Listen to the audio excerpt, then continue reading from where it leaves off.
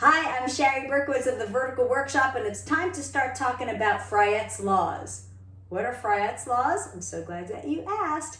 They are this. It's about lateral side bending or lateral flexion of your spine. So, the first principle or law is that if you are in a neutral pelvis with the natural curves of your spine, so upright, if you side bend, there is a very natural rotation of your lumbar spine, your low spine, and your thoracic spine, your whole middle spine, in the direction opposite of the side bend. So I side bend and there's a little bit of a rotation. I'm going to the left in my side bend, I'm rotating a little to the right.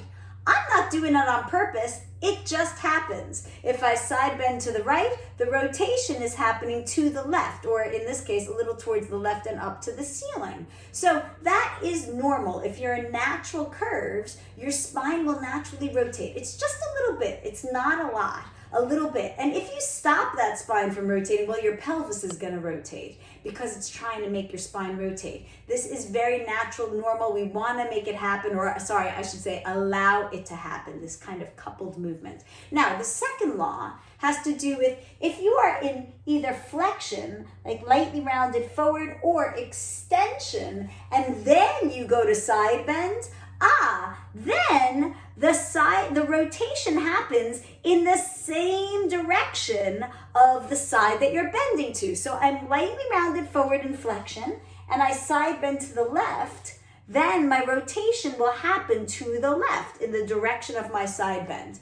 If I am rounded forward and I side bend to the right, my spine naturally is rotating to the right. I'm not trying to make it happen, it just does happen. And you should allow it to happen. If you don't allow it to happen, your pelvis will rotate in the direction that it wants your spine to rotate. So this is really, really important. We don't want to try to square off a spine when you laterally side bend and not allow the spine to rotate or the pelvis to rotate. You could stabilize the pelvis, move your spine, allow the rotation to happen. But it must not be that you try to stabilize the pelvis and square off. Now, there's a third law, and that is that when you do a movement of your spine in one plane and then try to add a second movement on purpose to it, neither one of those movements is going to be as good as if they were just doing it by themselves. Here's an example.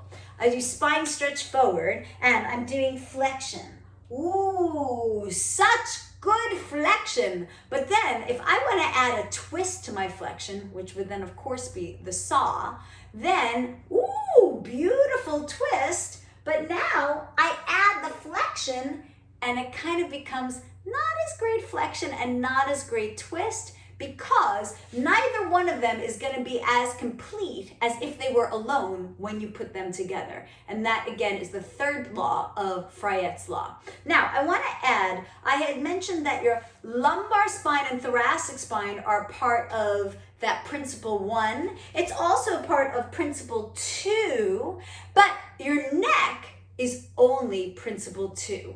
Lateral flexion in your neck, side bending in your neck, always has rotation in the direction of the side that it is twisting to. It is side bending to. So if I side bend in natural curves to the left, it might look like my face stays straight ahead, even though my spine is slightly twisting to the right at my lumbar spine and thoracic spine, my neck is slightly twisting to the left. So my face stays straight ahead because there's multiple rotations happening. So, things to play with Fryette's law. Check it out, read all about it all over the place, and you'll see it's pretty incredible. Watch out if you don't allow Fryette's law to happen and you try to stop that and you try to square everything off, well, then we have issues with muscles gripping, we have issues with shear forces, we have issues with unwanted compression. So enjoy Fryette's law, it's within you.